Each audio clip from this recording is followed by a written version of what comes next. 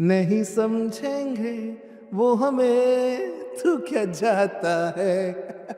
हर एक बाजी को जीतना हमें आता है। In 2047, the grid should be so much reliable that we do not require a backup energy source at our home or at hospitals or at data centers. How storage has grown in US or China will not be the way storage grows in India, because the policies here are different, but because the regulations here are different. The first tender in 2020 which SECI came out with and JSW won it at that point of time was at 10.83 lakhs per megawatt hour. 4.43 came down to 3.81 or 3.72, which dropped down to 2.46. And then came the VGF. You anticipate something, the actuals comes at a very different number. Battery costs have started to rise. It's time that we stop talking about installed capacity and we talk about electricity share. India's energy transition is no longer about ambition. It's about choices, trade-offs, and getting the system right. My guest on the show today, Debmalya, sits right at the center of these choices. Debmalya is the president of India's Energy Storage Alliance, IESA we all know. And they work across various sectors like electric mobility, energy storage, green hydrogen, and more. Over the years, Debmalya has worked across consulting, global platforms, and industry government engagement, giving him a rare view of how a policy intent can actually be transformed into on-ground reality. I had an amazing conversation with Debmalya today, and I really enjoyed this conversation. Hope you will also too. Enjoy the show.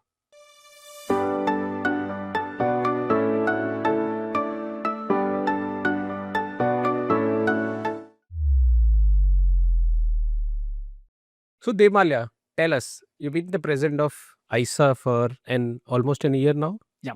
And you moved from KPMG to World Economic Forum and then to ISA. How has this journey been? It's been lovely.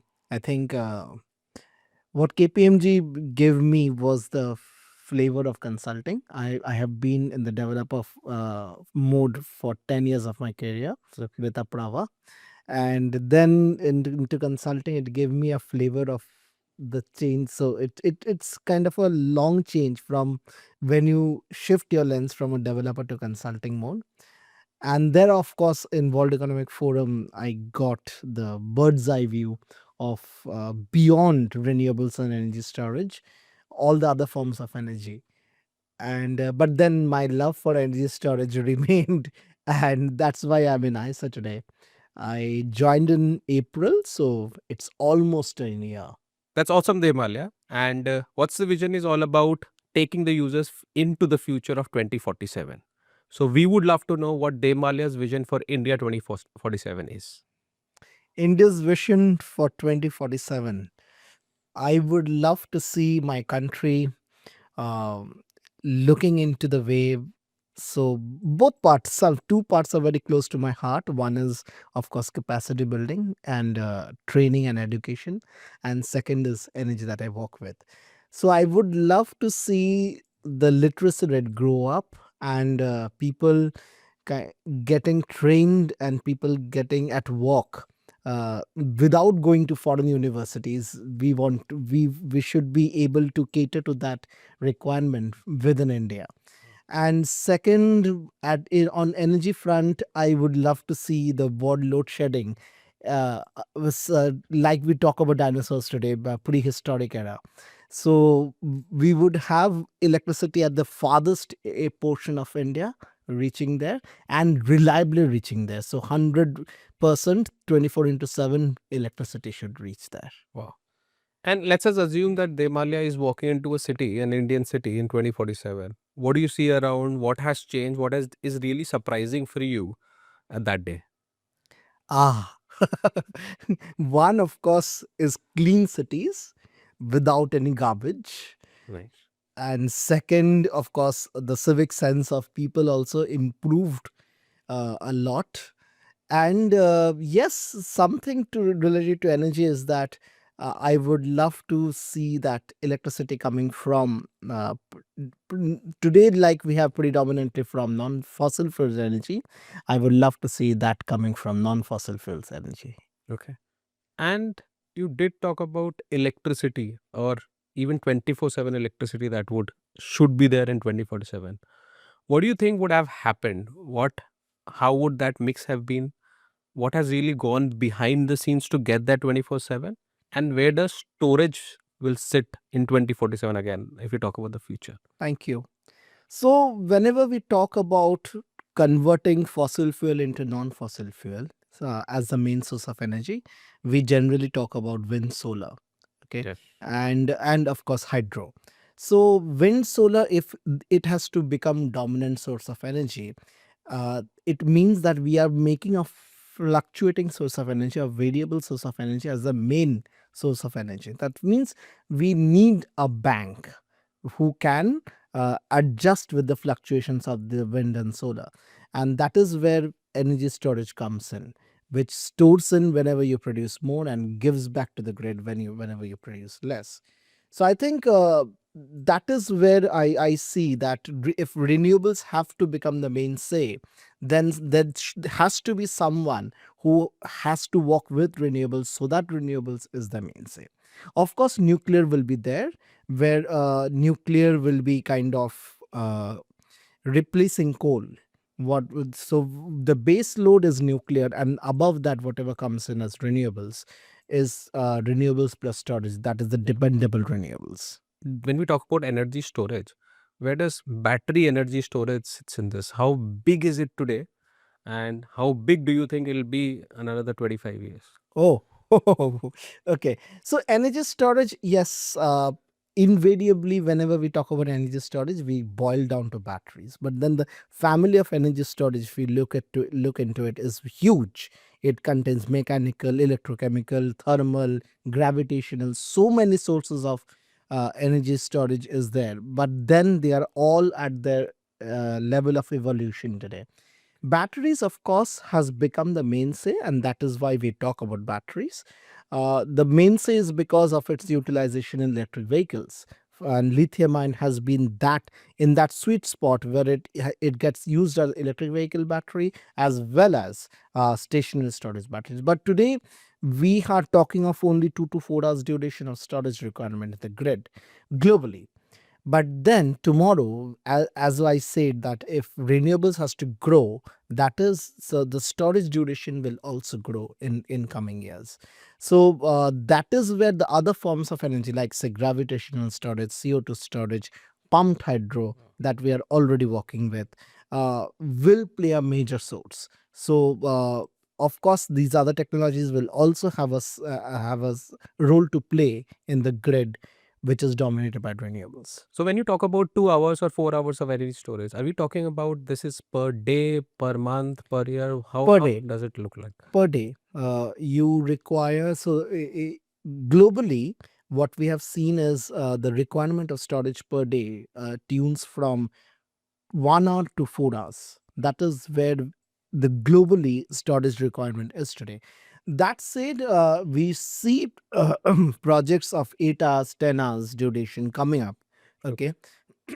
But then the mainstay is between 1 to 4 hours. So are you actually are we, or as India context, if we say, are we actually looking at that this storage has to go from 2 hours to 24 hours or 2 hours to 10 hours, or that is even not required, or are we limiting it to 4 hours to 6 hours? That's good enough even for a 25-year, 30-year down the line. Not 25 year, 30 years. So this decade, the duration is around 2 to 4 hours. That is the maximum which we see. This is, of course, related to the amount of renewables which gets to your grid. Yeah. So by 2030, with the vision of 500 gigs of non-fossil fuel energy, we see that 2 to 4 hours of storage will be sufficient to cater to that. So 2030, whatever the target is, we have already there. Yeah. You would say. So beyond that, this duration will rise. And our CEA's report on National Electricity Plan already talks about 5 hours duration of storage by 2031-32. Okay, but Okay. then that said, it doesn't only mean 5 hours will be there. You will also require 2 to 4 hours, but then the the more requirement will come in the larger durations. When you say larger durations, that would be? That is between 6 to 10, 6, 8 hours, 6 hours, 8 hours. That is the duration. Okay, that would which be we are talking- required. Yes. Wow. And who do you think will play a major role in this? Are these the discoms, the private players? Are the governments, the market, the communities? Who do you think it would be the? Everyone. Okay. Everyone has a role to play because the use case of storage is very different. Now, depending upon use cases, you have a owner, right? Discoms plays a role at distribution level storage. Transmission level plays a role in transmission based storage. Of course, developers play a role for everyone in this storage game to build up storage. And residential storage is where the end consumers play a role, where the thought process is not only you take energy, but then you also give energy to the grid, like net energy, what happens in rooftop solar. Yes. So that would be possible. Is that happening today? Like we have heard in terms of solar is what they are able to get it back. Today in India, it is not. But then, if you see globally, Australia, if you look into Germany, that is a mode which we are seeing, because Germany and Australia, if you remember, were the two countries who came up very early on rooftop solar. So Germany now, and Australia. yes. So now the thing is that this too much of solar is creating a problem where therefore we have batteries at household level to store and release of energy for these applications. Okay. So I really want to break this down. So let's suppose, and let's assume in 2047, how does a power reliability, if you talk about, will feel like for, let's assume, a household or probably an MSME or a hospital? What will happen in all these three cases, if you can tell us in detail? I would love to say that we don't worry about getting the source of powered source by which we can who can supply us power during load sheddings, like a diesel generator set, or maybe a battery backup, or maybe an inverter. So in 2047, the grid should be so much reliable, right, that we do not require a backup energy source at our home or at hospitals or at data centers. Okay. So that is what I would love to see, that we actually forego the backup source of power. Wow. And the grid becomes the main source of power. And what would make that happen? When we say grid becoming such reliable, what would Yes. make that happen? What is it that is required? Strengthening the grid. So today, what is the biggest problem with grid is that it is losing strength. So, but the real thing is we have to strengthen the grid to that level, that the transmission network, the distribution network, everything has to be strengthened to that level, that it becomes able to cater to its customers. Okay, so these are various steps that has to be followed in each segment has to be strengthened. Correct. And hence the overall grid is what we can talk about, that now it's working and no energy storage itself or any backup will not even be required. Correct. Okay. And what do you think will become so boring by 2047 that you would say, because this system has worked so well, what do you think would be that specific thing that you're not even caring about that now? I would love to say policies. so I don't think that's getting the policy should be so much walked upon. Of course, 2047 we would see new things sense will of come. problems. Yeah. But then at least these energy resilience, energy security, these should be sorted out. And no one should at least be talking about these, because these has to be sorted out, because we are at 26 and we are talking about these anyways, right? In 2047, we should not be talking about all these things. These should be sorted out. Okay. And give me a headline. So this is something that we always ask our visionary guests. Give me a headline that in 2047 that you would want to see that yes, India has made it. What would that be? India delivers electricity in the remotest of village, not as per present definition of 30% of time, but 100% of time. So each and every area of Indian city is like lit Yes. when required. And what is a headline that you would never want to see in 2027? Oh, a grid blackout or maybe a load shedding, even a Smallest remotest. one. Yes. Wow. So that's really nice vision that we have created. That's really looked upon really well. But the important part is how do we get there? So we need to build a roadmap, a blueprint of how do we achieve this vision. So what do you think if this vision of 2047 has to be reached? What should happen? Like what are some non-negotiable that should happen by 2030 itself? 2030, the targets that we have set for ourselves, that should be non-negotiable. We should not say that, oh, it's not achievable, let's shift the goalpost. If we So what is that target? Like give us some numbers, Yeah. give us something that is so already as per national electricity, for example, it So- could happen there are 10 different things Yeah. that government of India has put up. Yeah. Right? But there are two things that you see without this vision is not even possible. What Correct. could that be? Correct. So, as per the National Electricity Plan 2031-32, which takes cognizance of the fact that India has to have 500 gigs from non-fossil fuel Yes. energy by 2030. So we have a target for wind, we have a target for solar, we have a target for pumped hydro, we have a target for batteries, we have a target for nuclear. All of them, we have a target. So achieving those targets by 2030. So batteries, like we have 236 gigawatt hour. Yeah. Okay. Pumped hydro, we have 175 gigawatt hour. So all these targets has to be met. There should not be any ifs and buts. Because if we don't meet this target, the next target shifts. Yes. So that is, and the sad part is, if these targets are not met, then the thermal target increases going forward. True. So we have to kind of cater to that, so that we see that we do not need extra thermal. Because even after the National Electricity Plan was published, we came up with, the government actually came up with this the theory that we will need 100 gigawatt of more thermal plants to be added to the grid. So that is the problem, because we are faltering in this.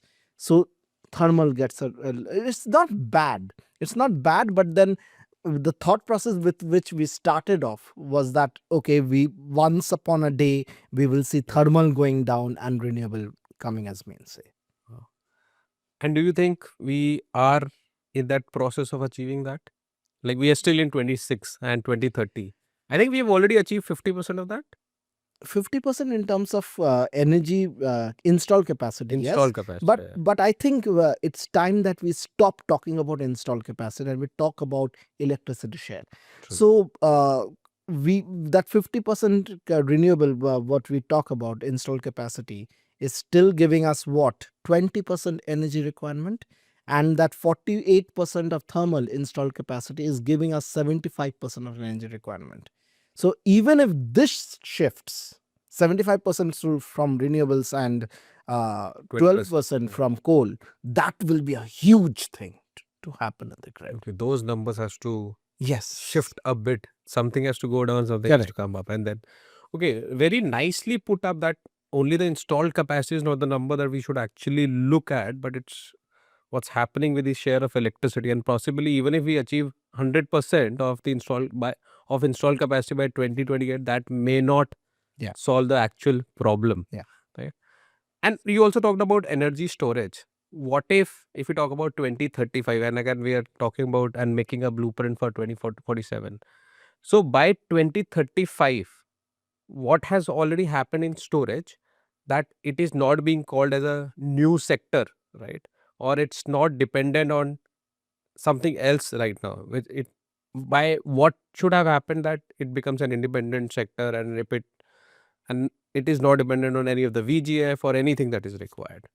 So next 10 years, I would say, what needs to happen for energy storage? So CA earlier this week came out with a document saying that India will the roadmap to 100 gigawatt of pumped hydro by 2035. Now that means that every year on year you will have to have commissioning happening. Leave aside tendering, leave aside planning, etc., etc. We have to commission every year, so much capacity. If that doesn't take place, so one of course is large scale installation or commissioning of these projects has to happen. Okay. Second, as you said, what if we have to make them level playing field, so we have to get off this thought process of VGF. We have to get off this thought process of ISTS waivers. We have to get off this thought process about, okay, government giving tax incentives. So only that day when when our plans are not purvey to what government support are we getting, only that day is a sector independent on its own. Till the day we are dependent upon government, okay, if government gives us this, then we will do that. Then that's a So do you think this will happen in next 5 years, 10 years, 15 years? Do you think? it is happening. It is happening. I'm very happy that this time the government said that the ISTS waivers on standalone storage Right. is ending by 2026 June, right? Okay. So yes, people may complain and, oh, it's bad, okay. But then if I have to compare someone with coal, then you compare, coal doesn't get these subsidies, so then so you without us these subsidies do that. Okay.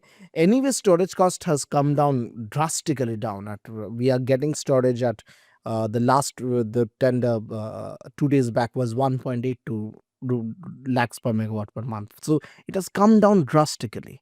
Yeah. So, yeah. So when we talk about these costs, and this may just be good for our audience to understand, when we talk about 1.2 lakh, 3 lakh per megawatt per month. Yeah. What exactly is this? So what's the details around it? So see, storage is not an electricity source, right? It's a capacity device.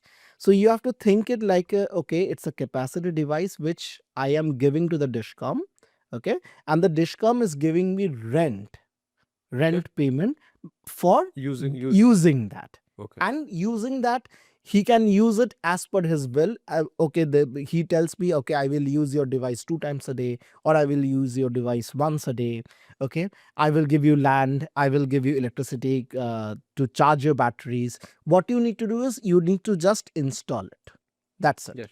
And I will give you monthly payment. Whether I take electricity from it or not, you will get the monthly payment. It's a fixed thing. That is. Exactly. So But then the land and everything is considered is- under this cost? no, so in many of the cases, land is given by Discom. Okay. Okay, so then you don't need to take care of the cost. But then if land is not being given to you, then of course you need to cater that within Then the there could be an cost. extra cost around Yes. that. Okay, wonderful. And we have seen this cost, as you also mentioned, like from 4 lakhs some years back to It now. was the first tender. What has actually happened? Yeah, what the first tender in 2020, which SECI came out with and JSW won it at that point of time, was at 10.83 lakhs per megawatt per month. 2021. 2021. Okay. Right? 10.8. Yes. So from that we came down. The first tender which saw a lower tariff discovery was in 2023. This was IndiGrid in Gujarat, Okay. which came out with 4.47 lakhs per megawatt per month. Okay. So 10 to 4.47. 50% When already. exactly when 4.47 came, everyone questioned, "Ye kaise hua?" So everyone was coming down and asking us, how did this actually happen? Yeah. So 4.43 came down to 3.81 or 3.72, which dropped down to 2.46. And then came the VGF. As soon as this VGF came, it further dropped to around 2.08, to coming down to 1.77 or 1.48, which has been the lowest tariff So discovered. without the VGF also we can say still is around Absolutely. 2 point some Yeah. lakhs, right? Yes. It's just that the VGF has pushed it to Correct. 1 point something. Correct. Okay, now that's good to know. And we have seen a lot of policies that's been happening into energy storage. Yeah. Do you think any one specific policy or one specific decision which probably is hurting this sector, and we would regret this in 2047? Okay, हमने ये कर दिया होता तो better होता, या ये नहीं होता तो थोड़ा better होता. Is there anything? Interesting. I won't say regret or a wrong decision. It's coming up, it's evolving. So what happens is that very, very fast or very often we see policies changing. Yeah. Okay, it may be for the good at present. If you look into it at a short scale of span, it's short time scale, but looking at it at a big time scale, it can be a problem. Okay, giving you one example is that so for standalone storage projects, there is no technical criteria. There's no technical criteria. Yeah, so for a bidder to bid for a project, if you have financial criteria, you can come in. Okay, and that is why you have many players who are nowhere related to energy coming down and bidding in these projects. Okay, which in short run is very attractive. Oh, the price is coming down drastically, and Yeah. and we are announcing it with a lot of pomp, right? Yeah. But this can actually backfire. Sure. I mean, backfire in the sense that when it is going to commission, it's not only announcing, right? It's not only winning, but it's also about doing the project and doing the project within the timelines that is given to you. If that doesn't happen, storage will never come up, and then we will be relied on other sources. Sure. And the execution part doesn't happen. Yes. And what's your experience of such sort of things from, let's suppose, who might have tendered this out or won the tender in 2020s, 2021? Have they been operational, or are we actually following the same? See, what is happening is a lot of these projects was tendered in 2023 time frame. Okay. Okay, so that means giving it 2 years of time. This year we should be seeing a lot of commissioning happening. Okay, as per my tracker, it says that if everything falls in line, we will have around 9 gigawatt of storage tenders coming online this year. I mean, you mean or operational? You can say 9 Operational gigawatt. this year. Okay. Yeah. So this is a By huge 2026. by is the end of 2026. Okay. By December 2026. And what is it today? Like Today what is the we scale have are we seeing? today we are at 0.8 gigawatt. 0.8, yeah. Very small. So from 0.8 we will go to 9. Exactly. 10 times. Exactly. thing. Huge. Yeah. Huge build up, right? Wow. So that is where we have been seeing that if this number does come up, it will be great help to the grid.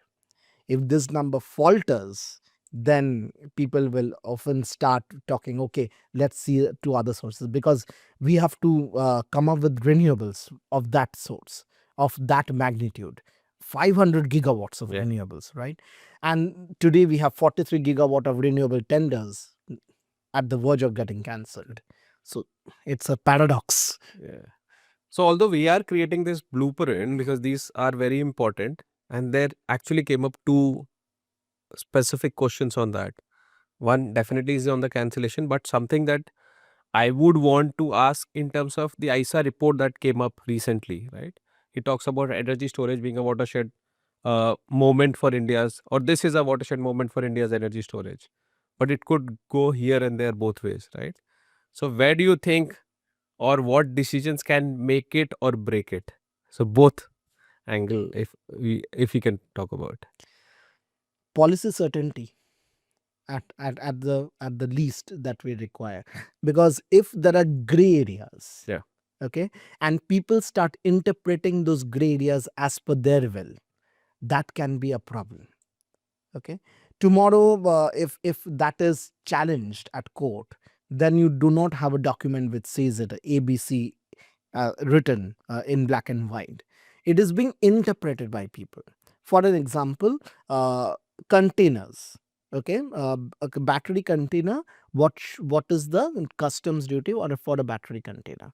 Now, some people say it's 22%. Some people say it's 11%. Now, we do not have a HSN code for battery container.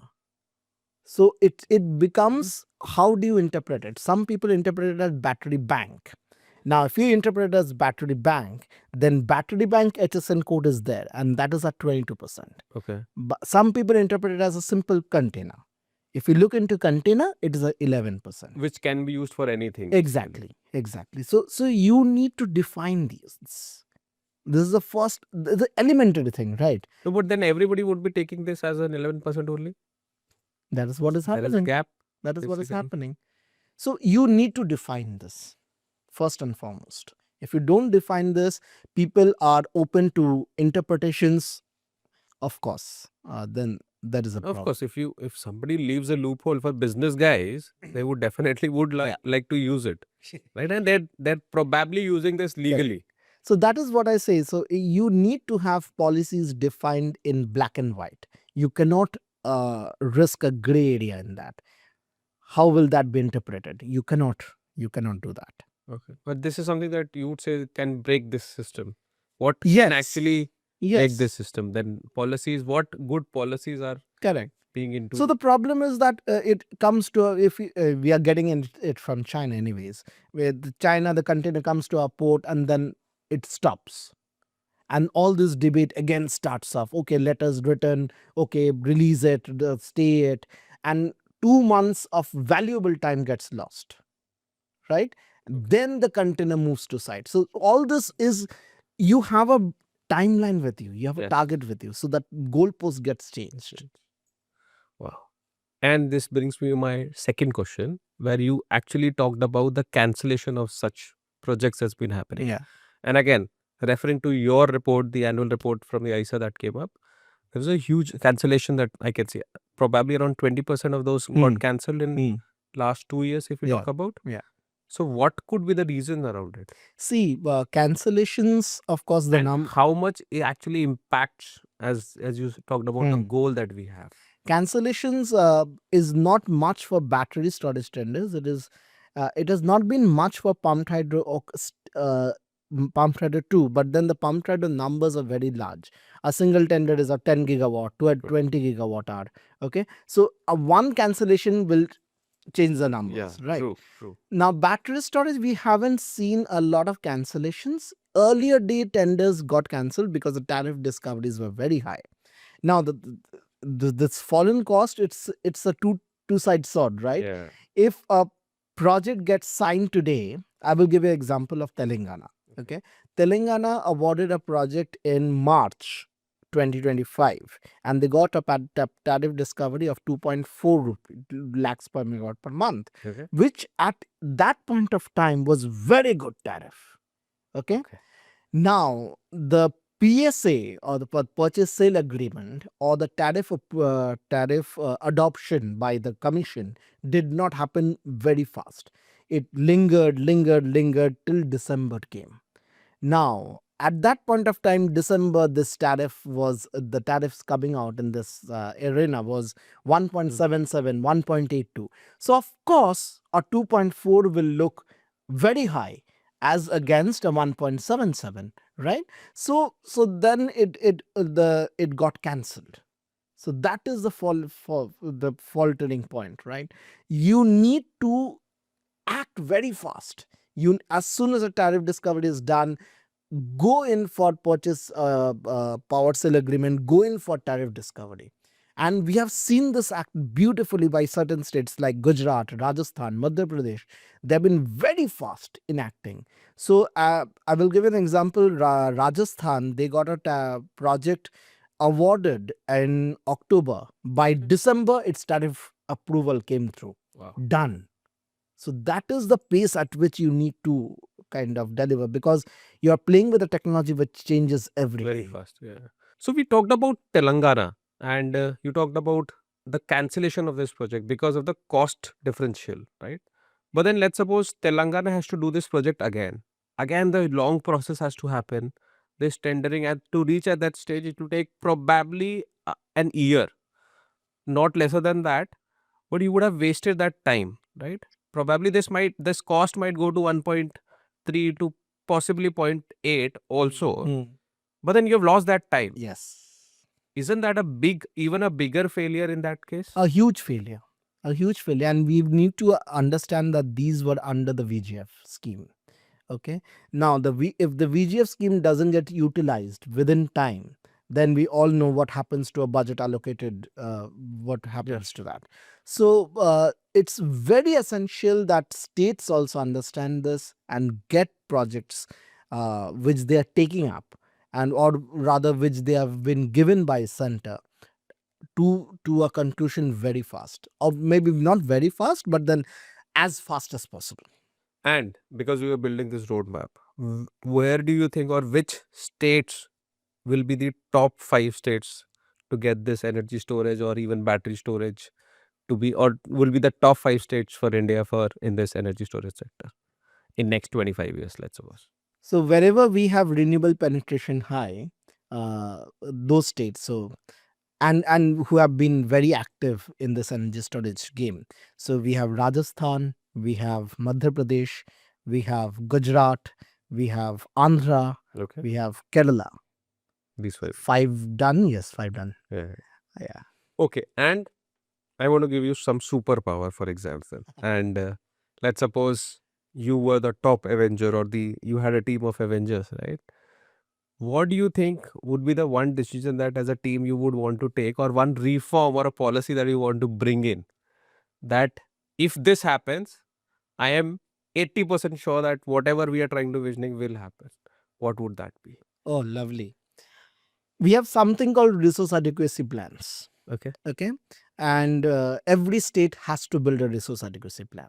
That is, resource adequacy plan means by 2030, if I want to see my own state, leave aside India, if I want to my own state and meet all the requirement, then what should be my portfolio? What should, how much wind, how much solar, etc., etc. Okay. Okay. Every state has to prepare that, but then the sad part of the story is not every state has prepared that today. Okay. Now, my point further going, my vision would be every state prepares a resource adequacy plan, and then rather than these RPOs or energy storage obligation or renewable purchase obligation, you hold these states accountable for that resource adequacy plan. Okay, you said by 2030 this much has to happen. Why is it not happening? If that doesn't happen, I will penalize you, and if it happens, I will incentivize you. So that is something, a superpower which I want to have. You want that magic wand for that. Yeah. And who would your team be in that case? Who will be your Avenger team? Interesting. Of course, CA today wants to do that, but then it is bound for whatever reasons. CA is the body which I would love to put in power, give that power. Okay. And because electricity is, of course, a concurrent subject, so whatever center says has to be agreed by the states. So this concurrency I need to remove. You know, that. But state does take their own decisions also. I know, right? states takes, but then everything is so whatever. So whatever planning happens in center, not every time gets populated down to these states. Sure. So Yeah, that is the problem. Yeah.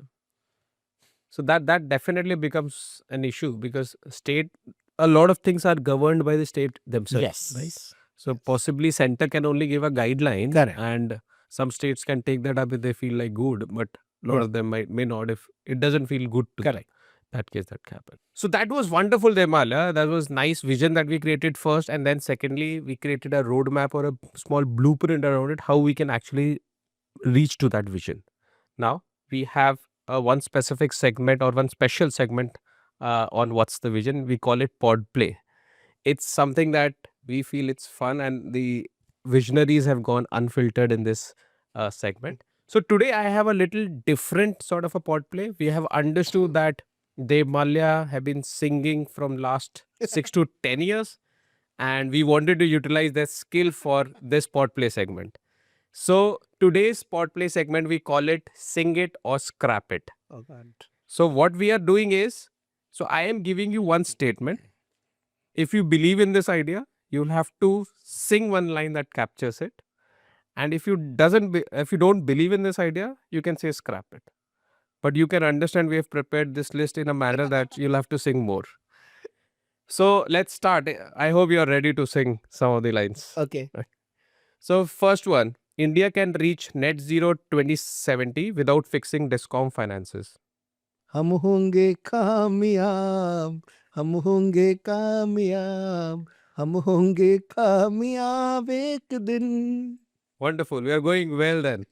India should prioritize speed over system readiness in the energy transition. बार बार हाँ बोल यार हाँ अपनी जीत हो उनकी हार हाँ Oh, nice. Lowest bidder wins storage tenders. scrap it. Okay. So we finally got one scrap. I hope it's not because you don't want to sing. No, I genuinely want to scrap it. One size fits all storage center across states. ये तेरा घर ये मेरा घर किसी को forgot the lines. We could understand the emotions. So the next is Yeah. green hydrogen will scale in India first. Scrap it. Okay. India has enough skilled people to operate a future ready energy system. Scrap it. We have skilled people. No. Okay. Treating storage like generation. किसका रास्ता देखे ए दिल ए सौदाई. One song for IESA's work in India. ISIS work in India. नहीं समझेंगे वो हमें तू क्या जाता है हर एक बाजी को जीतना हमें आता है. Very nice. This was really nice actually. वैसे तो मतलब I've not put that, but possibly one song for What's the Vision. What's the vision? आज मैं ऊपर क्या बात. आसमान नीचे आज मैं आगे जमाना है पीछे. That was really amazing, Debmalya. I think people have seen you singing, people have heard you singing since long, but this was really special for our episode of What's the Vision, and it was really interesting, and I am sure we need to give you a gift hamper at the end of the episode for those special singing. That was awesome, Debmalya. Next in line, we have PodPlay 2. We call it Energy Transition Dating Game. I have few options for you. You'll have to marry one, date one, and ghost one. Marry the one which is proven or could be a long-term partner. Date, promising but needs time. And ghost, which is overripe and not India ready. So let's start. The first one is DISCOMs as the anchor institution of India's energy transition. Date one. Okay. So you'll date this one. Yeah. Private sector led energy transition. Marry one. Okay. Public sector ownership of critical energy infrastructure. Ghost one. Okay. Battery swapping for EVs. Date. Okay. You want to give time for it. Yes. It's promising, but yeah. EV adoption without charging infrastructure mandates. Ghost. Okay. Grid operators becoming more important than power producers. Wow. Date. Okay. Centralized national grid planning. Marry. AI driven grid forecasting and dispatch. Date. Domestic battery manufacturing at scale. Marry and date. Okay. You want to do both? Or you'll have to first date and then marry. Yeah. Second life batteries for stationary applications. Date. Green hydrogen for industrial decarbonization. Marry. Green hydrogen for mobility. Marry. Hydrogen blending in gas pipelines. Date. Large scale reskilling of India's power workforce. Oh, wow. Marry. Wow. Carbon markets as a serious decarbonization tool for India. I will date for some time. Okay, and then probably try. Yeah. So if your wife is listening, you have married like 6 things and probably want to date a few of them while you could ghost some 2 of them. So that was real interesting and fun session with Debmalya. Next, we want to know more about Debmalya and what he has been doing since so many years. So Deb, tell us that you have worked in consulting, you have worked at global platforms like World Economic Forums, and now as president at IESA. At what was that moment when you realized that storage is no longer a technology problem, but probably an issue of a system and a governance? First of all, I have not worked for so many years. That sounds be old. So I'm just So correcting myself, so Debmalya, who's worked for some years and still be a president of IESA, has to now answer this question. so I have been 14 years in the career, but yes, I think the credit of me falling in love with storage is with a person called Avinash Rao. He is the CEO of Mahindra Sustain now. He was my boss at Aprava at that point of time. Okay. One fine Where? day at Aprava. Aprava. Yeah, CLP India, now known as Aprava. Okay. So he was my boss, and one fine day he came to me and said that they. So I was leading a department called Innovation and New Energy, and he came to me and said that you have to look into energy storage. I didn't know anything about it. In 2017, that was the story about whole of India, Okay. right? No literature was available, nothing was there, and I was venturing with this thing, right? But what that did was I saw the sector like a baby, right? And I saw this grow, Yeah. right? With me, with my career, I saw that grow. And that helped me to understand the sector in much more detail. So the point at which I realized that it is the problem is somewhere else is around 2019-20 when I joined KPMG, and I was working with Seki for some of these tenders that they were drafting. So that is the point I realized that the problem is somewhere else, and we are kind of forgetting that and trying to mend something else. So what was that problem for you specified? So problem today, of course, we find it solved. So at that point of time, the policies were not made. So there was no definition of energy storage in our documents. There was no support given to energy storage. So everything was a white paper, right? And we were just looking at what others have done and trying to imbibe that in India. So as I said that not a single storage, or maybe how storage has grown in US or China will not be the way storage grows in India. Yep. Because the policies here are different, but because the regulations here are different. So it is very country specific. The growth of storage is very country specific. That is what I feel. Okay, so that's 2019 or 2020 or probably 2017 was a moment when you actually felt like, Yes, okay, so that energy point, storage was something in India.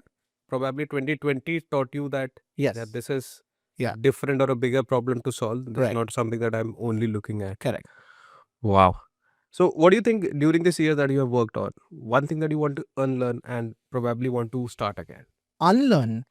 I don't think I would like to unlearn something, but the pace at which technologies have actually changed, I would love to kind of look into those technologies from very early stages. Whereas I focus too much on lithium ion at that point of time, Okay. I would love to subject my attention to other techs also at the same point of time. And can we consider when you moved from KPMG to World Economic Forum and then ISA, what is something that you had to unlearn from KPMG to be part of this working World Economic Forum and then to ISA? What is that transition basically? So in KPMG, I was very fortunate. Anish and Vikas were my mentors, and they let me work on energy storage predominantly. So all the projects I did was on energy storage, which is unlike a consulting platform where we are hired to work on everything. But my love for energy storage captured me in that zone. And I wanted to kind of, when I went over to World Economic Forum, the thought process was that, okay, this gives me a bigger basket. It gives me other technologies also, other sectors also, like nuclear, CCUS, etc., etc. So I will increase my horizon. But that was wrong from my part, because what happened was, the love for storage remained very strong, and I saw myself getting diverted to other technologies. And also it was global platform, right? So I have walked in India for so long that it was hard for me to unlearn these things, because every time the policy change came up in India, I would get more excited that when it happened worldwide. So yes, that happened, and that eventually brought me down to ISA. Okay. So now let's talk about IESA. Yeah. So tell us more about IESA, what all they do. A lot of time that I have also discussed with people, when they hear about IESA, it's always about energy storage. Correct. But during this, I think it was founded in 2011, 2012 in India. Last 12 years, we have transitioned from not just from energy storage to a lot more Yeah. things. Tell our audience what all IESA is doing. Thank you. Uh, from 2012 to today, and all thanks to Steven Fernandez, who is the chairman of CS, Customized Energy Solutions, who powers ISA, to having that belief as long back as 2012 that yes, this can be something which can guide, teach people in India about energy storage. Of course, in US, energy storage was a developed subject, but in India, it was not at that point of time. So, India Energy Storage Alliance works on 5 pillars. We have expanded much more. So energy storage is one of the pillars. E-mobility is the second pillar. Third pillar is green hydrogen. Fourth pillar is manufacturing and supply chain. And fifth pillar is recycling and reuse. So these are all the areas in which we work. And for each of these areas, what we do is, one, we do a lot of policy advocacy. We track the market at very minuscule level. What from a particular tender to a manufacturing setup to everything we track. So all thanks to my team who tracks this as very detailed. And third is we prepare reports. Fourth is, of course, we help new players come into this market, giving them the right information, unbiased information, because there is a lot of biased information in the market today.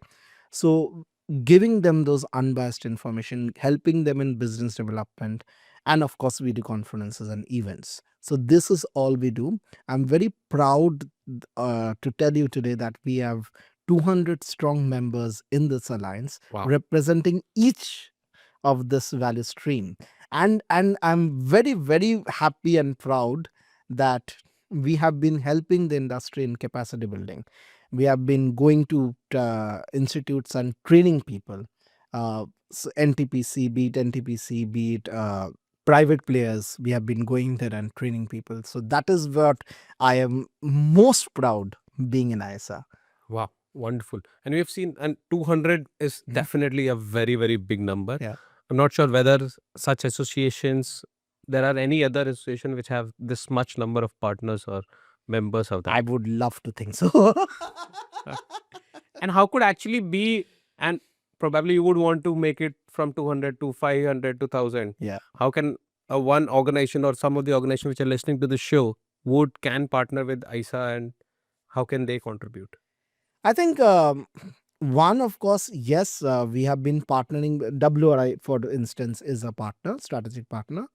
We have been wanting to partner with other organizations, because what is happening is, the problem today is that we all walk in silos. All these organizations, all these think tanks and etc., we walk in silos. Everyone has a different data set. Now, I go to see and say that, okay, the storage requirement is this much by 2030. XYZ organization goes and gives some other data. So there are multiple data points which is going. Yeah. And that is a problem. That is a problem, right? But then I don't know, maybe because our DNA from childhood we have been growing like that. sense of competition comes in, a sense of, no, I will capture this data very close to my heart. So that is what is happening. Uh, I would love to see that day where we openly shared and some things I know, some things you may know. So let's come to a common platform and build this data for India at for once. Yeah. And how can the international partners be part of this? Or are they already are? Maximum of them are already part of IESA, and some of them are not. But yes, I think I will be able to get them on board. Okay. That's wonderful to know about you more, Deb, and about ISA also. Next in line, we have another segment. It's called Reality Reboot. We try and bust some myths around what's happening in this industry, and probably the audience would love to know. So, first question in that: if India scales storage very fast, right, what will break first? Whether that be markets, regulation, utilities, or skills, or something else. And probably we would want to hope that it scales fast, but what is something that we should be cautious of? You mean like a roadblock? It can be. So basically everything has a pro and con, Acha. right? If we are I if we are think going skills. at a very big speed, which a lot of people want, but we still need to be cautious. I think skills. Okay. So that could be a roadblock Yes. basically that might want to. Yes. Okay. Wow. And what is one dangerous assumption that probably India is making today about how storage will actually operate on the grid? See, the dangerous assumption comes from forecasts, right? So what we are seeing is that we have been estimating storage requirement on particular cost numbers, right? And this industry is an expert in breaking myths, in breaking forecasts. You anticipate something, the actuals comes at a very different number. Right. Give us So, an example. I will give an example. So the storage cost has been, we have been seeing battery cost going down to $35 per kilowatt hour of late, of as recent as October 2025. But what happened was after that, metal prices started to increase. Okay, if I've been seeing LinkedIn, 2025 December, lithium carbonate price in almost increased 3x, right? Now, this has been happening on the background of China coming out with an announcement that they will be abolishing rebates that they have. So, from 9% to 6% to zero by 2027, right? So, and then they have been also announcing on increasing the wages of their employees who work in their factories.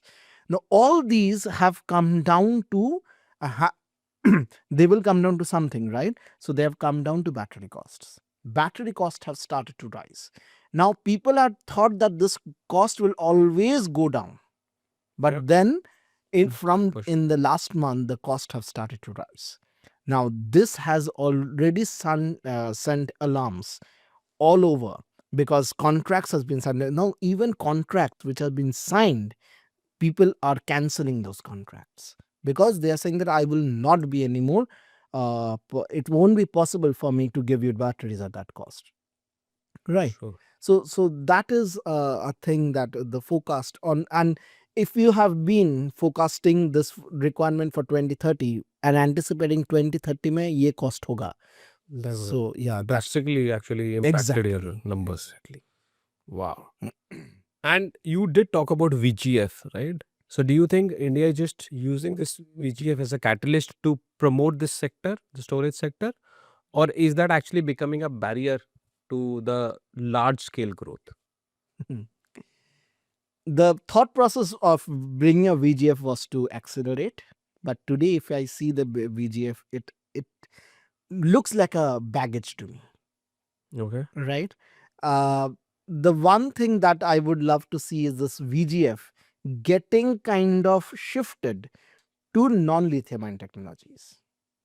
Okay. Maybe vanadium flow, maybe The new sodium. sort of next gen Yes. tech is what Yes. you want to promote. So lithium has already decreased, right? Because the only purpose of VGF was that to reduce the cost. The VGF was the discussion on VGF started when JSW got the first tariff discovery at 10.8. 10.8 over there. So at that point of time, people said, okay, 10.8, your market price is kept at 10 rupees. Who will buy 10.83? And the question was right. At that point of time, the VGF was thought process, okay, can I bring in a VGF who will support a particular percentage of capex and help developers to quote a lower price. Yeah. Okay. Today it has already happened. Even without a VGF, it is happening. So why, why I won't say waste, but why kind of throw in more attention to this sector, whereas we can actually look into other technologies which are there, like a vanadium flow, like a sodium ion, like a compressed air storage. So many other things are there, right? Something else Yeah. can be promoted in that case. If the technology works better in that Yes. case. Okay. There's another myth that we want to bust today, that the battery storage may not perform well into extreme heat or a extreme weather condition. Is that true? No, it's not at all true. You go to Ladakh, you go to Rajasthan, you go to Kerala, you find these assets performing. Of course, the setups will be different. The auxiliaries may be going up and down. If it is in Rajasthan, you will need a very strong HVAC. So your auxiliary consumption will be high in Rajasthan. If you go to Kerala, you need to have a container designed in such a way that moisture doesn't beat your system. Okay, your dehumidifiers and everything should be very strong. If you go to Kashmir, then of course it's a different problem. It is very cold, so you have to put in a heater in those elements, right? So it depends upon, but then it's wrong to say that a high temperature to low temperature for batteries is detrimental. Within India only, we'll have to develop so many mechanisms Absolutely. to work it in all the states that we Correct. can say India has Correct. done that well. Okay. One last thing on about this myth is that traceability is something very important for storage and it will not work without traceability. It's not a myth.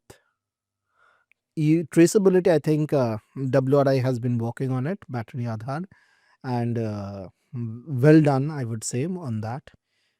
This has to be done because you need to trace these batteries. And more than stationary storage, this has to be done on electric vehicles, right? Where is the battery going? Because at the end of the day, this is a hazardous product. Yes. Right? If it is left away somewhere, and a lot of this happens because of battery abuse. If you look into the two-wheeler and three-wheelers which are out in the market today, batteries are being abused. So anytime they are charged, anytime they are run, so that is a problem that we are seeing. Okay, and we have to trace these things. Where are they? And we have to hold people responsible uh, about batteries, because we cannot kind of look into a day where these goes untraced and we have a pile of garbage of batteries. True. And one final question for this. When we talk about energy storage or battery energy storage, what is your take on the use of second life batteries for the same? I love How safe would that be? Yeah. Because that's one thing that people have been looking forward to. How safe that can be? Yes, it has to be kind of, second life batteries has to be tested and certified. Only after them that they can be used. But then usage of that can actually reduce your demand of batteries in the grid. So demand of new batteries in the grid, right? So where you can use it in less dynamic operational sites, like a telecom battery backup, where you can mix up a new battery along with a refurbished battery. Second is, if you look into the data centers or UPS market or inverter market, that is where you can use. Even in grid scale storage, you have to kind of augment the capacity over time. That augmentation can be done with refurbished batteries. So I think it is a great way of reducing your demand of new batteries, whatever you require, and then get in this product there. And where does standards for these batteries or energy storage play a role. Very important. Very Do they exist today? They exist. BIS has been working on that, standards and certifications, along with UL certifications. They exist, but they are very important. They are absolutely non-negotiable. You can kind of find a leeway. Oh my God, this standard will cost me so much. Let's not do it. People are doing that. I told that in over camera. So you need to stop that, because if you're not following a standard and certification, it can be detrimental. So you see California, you see Australia, battery fires are happening there even after so much of scrutiny. In India cannot, I cannot say today that a battery fire cannot take place. No, it is wrong for me to give that statement, And right? that's valid not just for Second Life, but a general Absolutely, energy storage. absolutely. Wow. Okay. So thanks, Debmalya. That was awesome conversation with you. We really loved this conversation, and we understood you sang really well.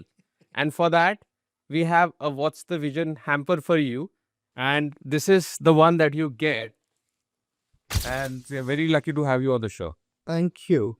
So Debmalya, I hope you enjoy the conversation today. I really loved it. Yeah. It was kind of a little away from the normal conversations we have, a little offbeat, and I loved it. So thank you for being on the show. Thank you. Thank you for watching this episode of What's the Vision. We really had a great conversation with Debmalya. We will keep bringing more visionaries like him in the future too. One request from you will be, please do follow and subscribe What's the Vision. It really gives us a good boost. Till the time we meet again, thank you so much.